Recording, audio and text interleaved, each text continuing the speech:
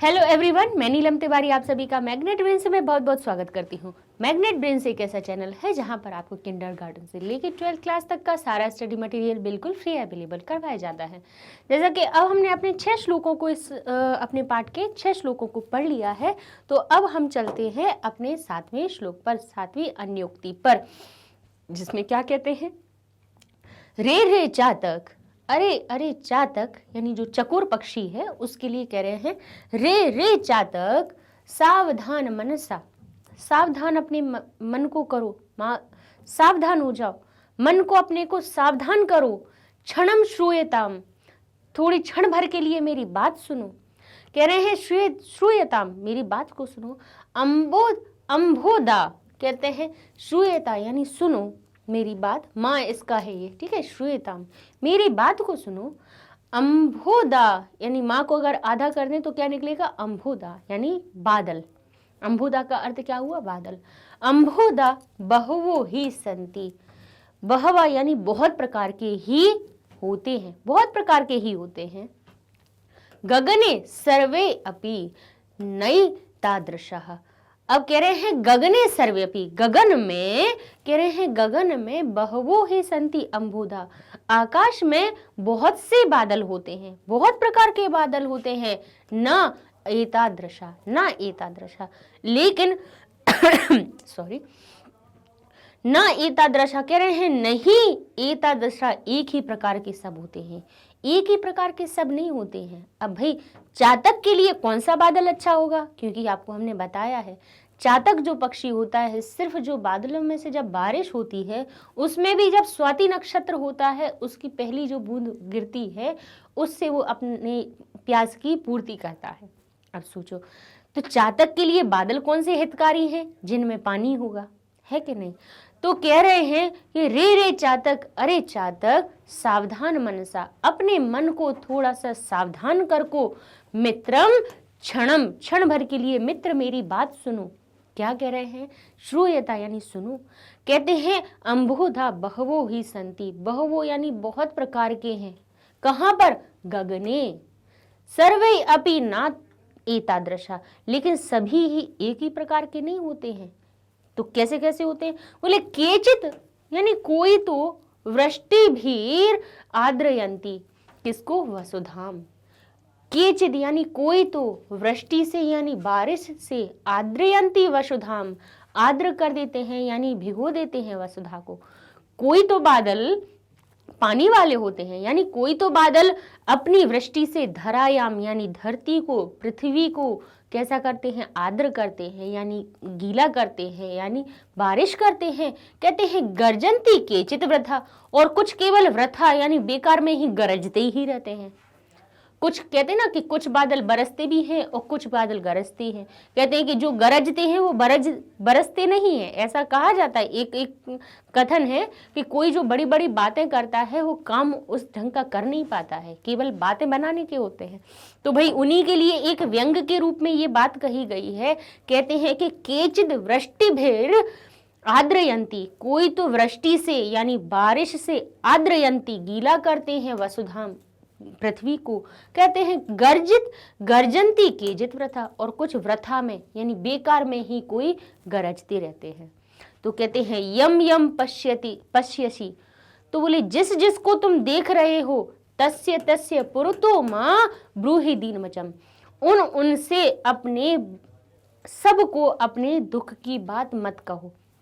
भाई होता क्या है, चातक पक्षी बेचारा एक व्रतधारी होता है, एक मान वाला होता है, मतलब वो सिर्फ पीता है तो सिर्फ बारिश का जल पीता है ना। तो जब वो बादलों को देखता है तो वो एक तरह की सिर्फ उन्हीं से याचना करता है या इंद्र से याचना करता है, क्योंकि इतनी जब भीषण गर्मी पड़ती है, जब सब लोग पानी के लिए प्यासे होते हैं, तो उस समय पे वो पक्षी कहीं और का जल कभी नहीं पीता है। कौन सा जल पीता है, वो सिर्फ जो बारिश से, बादलों से जो बारिश होगी, वर्षा होगी, उसी जल से अपनी प्यास बुझाता है। बाकी की पूरे साल भर यानी जब जितनी भी पूरी ऋतुएं निकलती हैं वो कभी भी उसका जल नहीं पीता है, पृथ्वी का जल। तो जब बादलों को वो देखता है चातक पक्षी, जब चकोर जो पक्षी होता है, जब वो किसको देखता है, बादलों को देखता है, तो उनसे याचना करता है या दीन वचन कहता है कि इनसे शायद बारिश होगी और मेरी प्यास बुझेगी, ऐसा। तो उसको क्या कहा जाए कि रे रे चातक, अरे चातक सावधान करो अपने मन को, क्योंकि कह रहे हैं अम्बोदा बहवो संति, बहुत प्रकार के बादल होते हैं। बोले गगने, गगन में, सर्वे अपि नाव एतादृशी, नहीं एक ही प्रकार के होते हैं। कहते हैं केचिद वृष्टि भिर आद्रयंती, कुछ तो वृष्टि से आद्रयंती भिगो देते हैं वसुधा को, कहते हैं गर्जंती केचिद वृथा, और कोई सिर्फ बेकार में सिर्फ गरजते हुए चले जाते हैं। तो कह रहे हैं यम यम पश्यसी, जिस जिस को देख रहे हो, तस्य तस्य पुरतो माँ, उन सभी से अपनी माँ यानी मत ब्रूहि दीन वचन, नहीं बोलो दीन वचन, अपनी दुख सभी को मत बताओ। इसका अर्थ ये बताया गया है, इसका भावार्थ या किसी के को उपदेश इसमें ये बताया गया है कि हर किसी से अपनी दुख की बात नहीं बतानी चाहिए। भाई उसी को बताना चाहिए कि जो उस सच में उस दुख में आपका साथ दे पाए। हर किसी को अपनी हर एक परिस्थिति के बारे में कि आप दुखी हैं, आप खुश हैं या आप किसी चीज़ से परेशान हैं, हर किसी को अपनी परेशानी नहीं बतानी चाहिए, क्योंकि कि हर कोई ही, कोई बादलों के, कोई बरसने बादलों जैसा होता है और कोई गरजने वाले बादलों जैसा होता है ना। कि बादल तो दिख रहे हैं अपन को, मनुष्य तो दिख रहा है, लेकिन जरूरी नहीं है कि वो मनुष्य आपकी बात को या आपके दुख को समझ के आपकी सहायता करे। ठीक है, तो हर किसी से याचना नहीं करनी चाहिए। ठीक है, तो ये इसका अर्थ दिया हुआ है। ठीक है, अन्वय देखते हैं कैसे लगाएंगे हम, उनको सही क्रम में लिखना अन्वय कहलाता है। रे रे चातक सावधान मनसा क्षणम श्रूयताम, थोड़े क्षण भर के लिए सुनो, गगने ही बहवा अम्बोदा संति, गगन में बहुत सारे बादल हैं, लेकिन सर्वे अपि एतादृशा, लेकिन सभी एक जैसे न संति, नहीं होते हैं। केचित धारिणी वृष्टिम, कोई तो जो पृथ्वी होती है, धरणी होती है, वसुधा होती है, उसको वृष्टि से आद्रयंती, भिगोते हैं, उनको गीला करते हैं या बारिश करते हैं। केचित वृथा गर्जंती, और कुछ तो वृथा में ही, फालतू में ही, बिना काम के ही गरजते रहते हैं। त्वम यानी तुम, यम यम पश्यसी, जिस जिसको देखते हो, तस्य तस्य पुरतः, उनके आगे, पुरतः का अर्थ क्या हुआ, आगे, उनके आगे, दीन वचन माँ ब्रूहि, दीन वचनों को नहीं बोलो। लिखा ना तस्य तस्य पुरतो, उन सब के आगे अपने दुख को मत बताओ। ठीक है, तो ये इसका भावार्थ हो गया।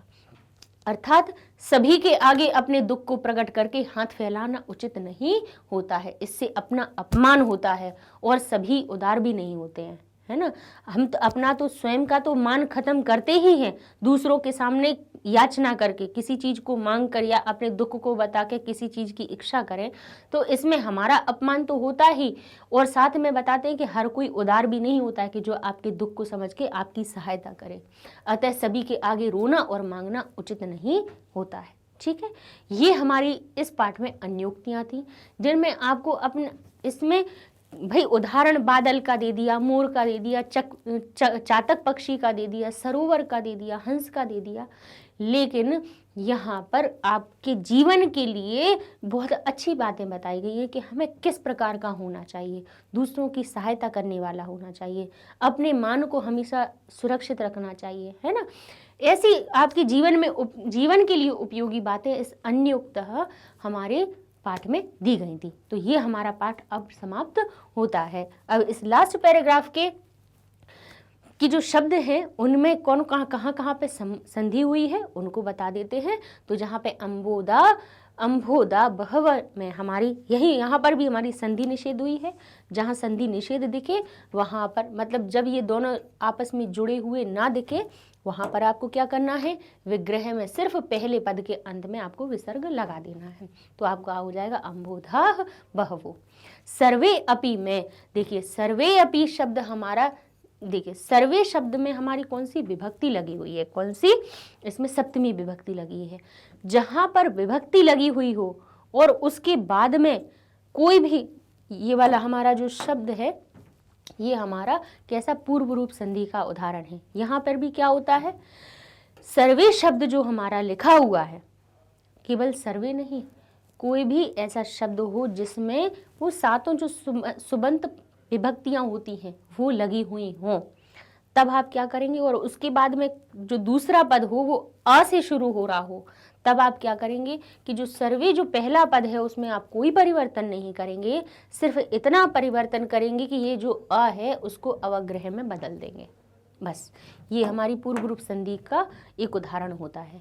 अब कहते हैं वृष्टि भी राद्र यंती। अब इसमें वृष्टि भी रा जो शब्द है, वृष्टि भी आपने अगर देखेंगे रामा भी ही, ठीक है, लता भी ही, तो इसमें क्या लगी हुई है, विभक्ति लगी हुई है, तो इसका मूल शब्द क्या हुआ, वृष्टि भी। लेकिन इसके बाद जो र शब्द आया वो कहाँ से आता है, र जहाँ पे बीच में हो वो कहाँ से आता है, हमारा विसर्ग के स्थान पे। विसर्ग के स्थान पर र, श, श, स, ओ की मात्रा ये आपको दिखाई देते हैं। ये सब विसर्ग के स्थान पे होते हैं। किसी प्रथम पद के बाद में जब विसर्ग होता है तब यहाँ पर स्वर आ रहा है, व्यंजन आ रहा है, त आ रहा है, च आ रहा है, ये सारी हमने आपको परिस्थितियां, ये आपके रत्व संधि, सत्व संधि, उत्व संधि और आपकी सत्व संधि, इन चारों प्रकार में हम आपको बता चुके हैं। तो यहाँ पर भी वही नियम है कि यहाँ पे वृष्टि भी ही शब्द लिखा हुआ है, इसके बाद बड़ा आ लिखा है। छोटा अ होता तो ये क्या बन जाता, ओ की मात्रा बन जाता। लेकिन अब ओ की मात्रा कैसे नहीं बन सकता है, विसर्ग बन तो सकता है, क्यों भाई आ लिखा हुआ है तो इस विसर्ग को ओ बना दो, क्यों नहीं बनाया, क्योंकि विसर्ग के साथ में एक स्वर और जुड़ा हुआ है।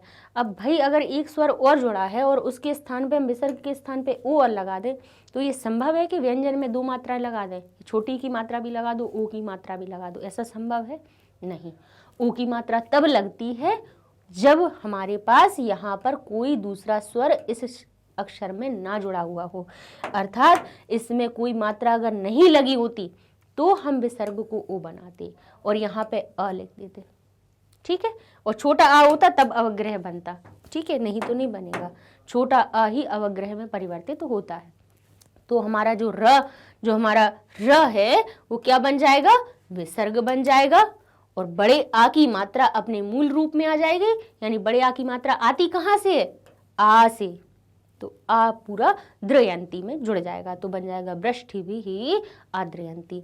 आगे देख लेते हैं, फिर वहां पे देखिए हमारे संधि का लोप हुआ है, संधि का निषेध हुआ है, तो लिखा है केचिद वृथा, ठीक है, अंत में आपको कोई भी तीसरा वर्ण दिखे, हलंत लगा हुआ, हलंत लगा हुआ कोई भी तीसरा वर्ण दिखे, तीसरा वर्ण कहोगे कहाँ का तीसरा वर्ण, हर वर्ग का, जैसे का वर्ग का तीसरा ग, आपके चा वर्ग का तीसरा कौन सा हुआ, ज, है ना, टा वर्ग का कौन सा हुआ आपका ड, ऐसे ही ता का कौन सा होता है द, और पा का कौन सा होता है आपका ब, ठीक है। ये तीसरे वर्ण जब भी आपको कहीं पे भी अंत में दिखें तो उनको आपको क्या करना है, उसी के पहले अक्षर में कर दो। जैसे द किस वर्ग का है, ता वर्ग का है, तो हमारा जो द है वो ता में परिवर्तित हो जाएगा, ठीक है। यहाँ पे अगर ज होता तो किस में परिवर्तित हो जाता, आधे चा में परिवर्तित हो जाता, ठीक है, ये इसका नियम हो गया। तो हमारा जब संधि का विग्रह जब करेंगे तो केचित क्या बन जाएगा, केचित वृथा, ठीक है। यहाँ पे व के होने पर जब ता के साथ में यहाँ पे झलाम जशंती संधि, जशत्व संधि क्या कहती है, भाई 1 2 3 4 कोई भी अक्षर के बाद कोई भी स्वर व्यंजन आ जाए तो वो अपने ही तीसरे वर्ण में परिवर्तित हो जाता है, इसलिए ता जब संधि बना तब वो दा में परिवर्तित हो गया, ठीक है।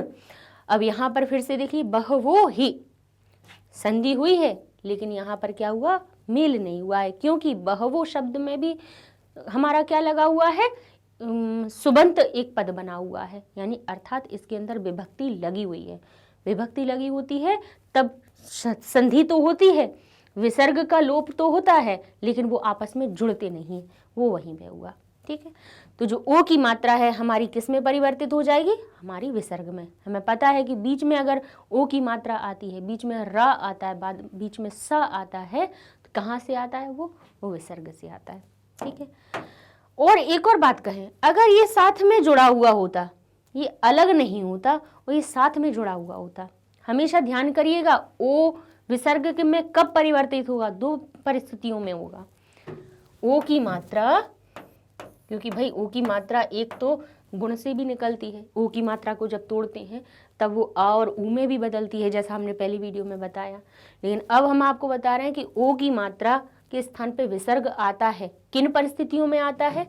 या तो उस विसर्ग के बाद में अ लगा हुआ होगा, तब तो विसर्ग क्या बन जाएगा? ओ की मात्रा, और ये अवग्रह बन जाएगा।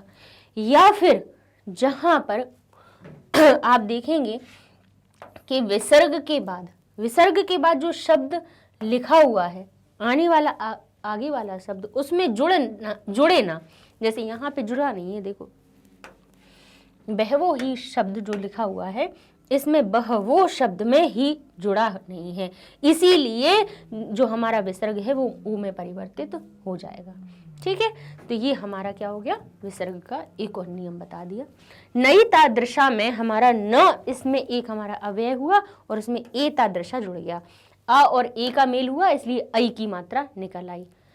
तोड़ना है, आई की मात्रा दिख रही है, किस किस में तोड़ेंगे आप? आई की मात्रा को वृद्धि संधि के हिसाब से आ और ए में तोड़ देते हैं। आ और ए से मिलकर ही तो वृद्धि बनती है, आई की मात्रा बनती है। तो जब तोड़ा तो न में से क्या निकला? आई की मात्रा अ निकला और ए निकला, जिसमें से अ ना के पास चला गया और जो ए बना वो हमारा तादृशा के सामने आ गया, तो हो गया हमारा ना एता दृशा। वसुधाम गर्जंती, हमेशा देखिएगा अगर संधि शब्द संधि पद आपको ऐसा दिखे जिसमें दो शब्द अलग अलग लिखे हुए हों और बताया है कि ये संधि पद है, इसका विच्छेद करना है, और जो पहला पद है उसके पीछे अगर आपको अनुस्वार दिखे तो ज़्यादा कुछ बिल्कुल इतना दिमाग नहीं लगाना है। क्या करना है? विग्रह करते समय ये जो बिंदी लगी हुई है उसको माँ में बदल देना, बस इतना काम करना। क्या कर देंगे? जो धाम शब्द की जो विसर्ग था, अनुस्वार था, उस अनुस्वार को माँ में परिवर्तित कर दिया। ये जो बिंदी होती है ना उसको अनुस्वार कहा जाता है। ठीक है, जो अम की एक बिंदी होती है उसको अनुस्वार कहते हैं, अहा की दो बिंदी होती है उनको विसर्ग कहते हैं, है ना। हमेशा से बचपन से अपन पढ़ते ना, अंग की एक बिंदी, आहा की दो बिंदी। ये एक बिंदी को अनुस्वार कहा जाता है, दो बिंदियों को क्या कहते हैं आपके विसर्ग कहा जाता है। ठीक है, अब कहते हैं पुरतो माँ, पुरतः माँ। फिर से देखिए अलग अलग शब्द हैं दोनों। जब हमारी संधि होगी तो क्या बन जाएगा? विसर्ग हमारा ओ की मात्रा बन जाएगा और माँ हम अलग लिख देंगे। ठीक है, इस प्रकार से ये हमारे संधि शब्द हो गए। अब देख लेते हैं समास कहाँ पे हुआ है, कहाँ विग्रह हुआ है। तो सावधान मनसा एक साथ में लिखा हुआ है अर्थात समास हुआ है, तो इसका विग्रह करना है। तो क्या कहेंगे? सावधान अपने मन के द्वारा, सावधान मन के द्वारा। एक तो किसके लिए इंगित कर रहे हैं? एक तो चातक के लिए बोल रहे हैं कि सावधान करो अपने मन को, अपने मन को क्या करो? सावधान के करके बात सुनो। तो यहाँ पर जो हमारा विग्रह होगा तो वो क्या बन जाएगा? सावधानेन मनसा, या फिर क्या बनेगा? सावधानम मनः तेन, जिसका मन सावधान करे उसको सावधान मनसा कहेंगे, जो सावधान कर ले अपने मन को। ठीक है, कहते हैं अम्भोधा। अम्भोधा क्या होता है? अम्ब, जिसके अंदर पानी हो उसको ही क्या कहते हैं? अम्भो, यानी अम्ब को दा यानी देने वाला कौन होता है? बादल। तो अम्बोदा शब्द किसका अर्थ बता रहा है? बादल का। तो इसका हमारा विग्रह क्या बनेगा? अम्भम ददाती ये ते, अम्भ को यानी पानी को जो देता है, अम्भम ददाती यानी देता है, उसी को अम्बुदा कहते हैं। अब कहते हैं वसनी दधाती याताम। वसुधाम किसको कहा जाता है? वसुधा शब्द किसको बोले? वसन यानी वस्त्रों को बोले, वसनी ददाती, जो वसन यानी वस्त्रों को जो देती है उसी को वसुधा कहते हैं। ठीक है, तो वसनी दधाती याताम वसुधाम। ठीक है, तो वसुधाम शब्द इसका समासिक पद हो जाएगा, और अगर विग्रह करना होगा तो आप क्या बताएंगे उसमें? वसनी दधाती याताम, इसका सामासिक विग्रह होगा, और ये क्या होगा? बहुब्रीहि समास में होगा। ठीक है, दीन वचन, दीन युक्त वचन। ठीक है, तो युक्तता की बात हुई है तो हम क्या कहेंगे, दीनम वचः, उसका विग्रह होगा और साथ में जब मिलाएंगे तब क्या हो जाएगा, दीनम शब्द में से द्वितीय विभक्ति जो उसमें लगी हुई है को का अर्थ बता रही है उसको हटा देंगे, तो हमारा क्या बन जाएगा, दीन वचः। आगे देख लेते हैं कि वृष्टि शब्द में, वृष्टि भी शब्द में बताइए कि इसमें कौन सी हमारी प्रकृति है, कौन सा प्रत्यय है। तो अब हम आपको बता रहे थे ना कि जैसे भी ही शब्द लगा हुआ है तो भी को ध्यान नहीं रखो, ये ध्यान नहीं रखो कि भी लगा हुआ है, भी तो कहाँ से आया है, सुबंत जो प्रत्यय जुड़ते हैं उससे उसका बना है, मूल शब्द क्या बना है, वृष्टि ही। तो इसमें वृष इसकी प्रकृति है और टी जो शब्द बना, त की छोटी की मात्रा आई वो एक तिन प्रत्यय में से आती है, ती छोटी ती जान देखिए एक तिन प्रत्यय लगाना है उसमें, इस क्योंकि इसमें का लोप हो जाता है, ना का लोप हो जाता है, बचता है केवल ती। ठीक है, जो आगे वाली कोई भी जो प्रकृति होती है उसमें जुड़ जाती है। अब आप कहोगे कि अगर ती जुड़ रहा है तो उसमें टी कैसे बन गया, वो टा कैसे बन गया, तो भाई हमने कहा है ना कि ये वाला जो शा है उसकी दोस्ती हमेशा टा से होती है। देखना ये तीन जो शा होते हैं ना उनके अलग अलग मित्र भी हैं। कौन कौन से मित्र हैं, ध्यान रखना इनका, कि ये वाला जहाँ शा होगा वो किसी भी अक्षर को अपने आप में टा में बदल देगा, ता नहीं, ता को नहीं बुलाएगा अपने पास, टा को बुलाएगा। ये वाला जो शा होता है, सीटी वाला जो शा होता है वो ता को बुला देता है अपने साथ में। ठीक है, सॉरी, ये वाला शा चा को बुलाता है अपने पास में और ये वाला सा ता को बुलाता है, क्योंकि इन सब के उच्चारण स्थान एक समान होते हैं। ठीक है, इनका टा मूर्धा से होगा, चा का तालु से होता है और त ये जो त और सा का दंत से होता है, इसलिए उच्चारण का स्थान जिनका एक जैसा होता है, इसीलिए हर जैसे यहाँ पे ता आना चाहिए था लेकिन जब उसका मेल हुआ तो वो टा बन गया। क्यों, क्योंकि ये वाला श जहाँ मूर्धा से उत्पन्न होता है, हमारे मुख में जो मूर्धा स्थान होता है वहाँ से वहीं से इस टा की उत्पत्ति होती है। ठीक है, तो जहां पर भी आपको ये दिखे कि आधा शा में अगर ता का मेल हो रहा है तो आंखें बंद करके उसको टा बना देना। तो क्या बना, वृष्टि। पुरतः में शब्द में पुर हमारा इसमें मूल शब्द है और तसिल प्रत्यय लगा हुआ है, जिसमें सिल हमारा हट जाता है, सिर्फ ता बचता है, तो बन जाएगा पुरतः। ठीक है, आगे देख लेते हैं अव्यय कौन कौन से हैं। ही का अर्थ होता है निश्चय से, निश्चय से ऐसा ही हो। ठीक है, अपि भी, वृथा यानी बेकार, पुरतः यानी सामने या किसी के आगे, माँ का अर्थ होता है मम ने मत, मत करना, नहीं करना, है ना, कहते हैं ना मत करो ऐसा, तो माँ शब्द मत का अर्थ बताता है। अब अगर हम इसके अव्यय के वाक्य में प्रयोग देखें तो कैसे प्रयोग होते हैं, जैसे ते ही मम मित्राणि सन्ति, वह निश्चय ही मेरा मित्र है। अपि त्वम अपि किंचित पठ, तुम कह रहे हैं तुम भी कुछ पढ़ो, किंचित पठ तुम भी कुछ पढ़ो। दुष्टा वृथा एव जलती, मतलब जो दुष्ट व्रत बेकार में ही क्या करते हैं, जलते रहते हैं दूसरों से। अब कहते हैं मम पुरतः, मेरे आगे ए बालक धावितवान, मेरे आगे एक बालक दौड़ता है। माँ का अर्थ हुआ मत, अगर वाक्य में प्रयोग करेंगे तो क्या होगा, कक्षायाम कोलाहलम माँ करो, तो कक्षा में कोलाहल मत करो। ठीक है, तो ये हमारे क्या हो गए, वाक्य में प्रयोग हो गए। अब इसमें कुछ विपर्याय शब्द कौन से आए हैं, जैसे अरि शब्द मित्र, जैसे मित्र लिखा हुआ था हमारे श्लोक में, जो जो शब्द लिखे थे वो यहाँ पर लिखे हुए हैं, इन्हीं के विपर्याय देख लेते हैं कि उनके उल्टे शब्द कैसे बनेंगे। जैसे मित्र शब्द है, मित्र शब्द का उल्टा क्या हो जाएगा, शत्रु, तो शत्रु भी लिख सकते हो। अरि शब्द भी शत्रु का बोधक होता है, और रिपु भी शब्द शत्रु का अर्थ बताता है।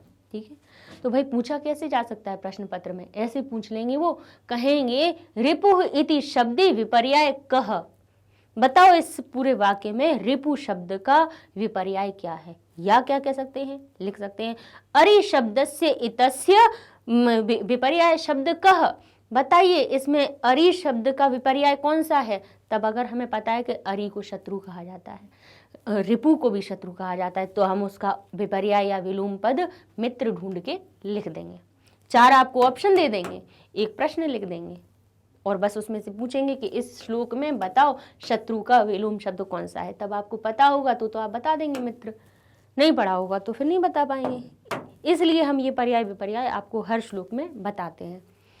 शुष्कतया, जैसे वृष्टि भी ही यानी वर्षा करना, तो उसका उल्टा क्या हो जाएगा? शुष्कतया यानी सूखा हो जाना। दीनम, दीनम का अर्थ होता है दुखी, तो अदीनम जो दुखी ना हो। बहवा यानी बहुत सारा, तो अल्प या न्यून, कम, ठीक है। वृथा यानी बेकार, तो सार्थक जिसका सही अर्थ हो। गगने, गगने यानी आकाश में, तो धरायाम पृथ्वी में।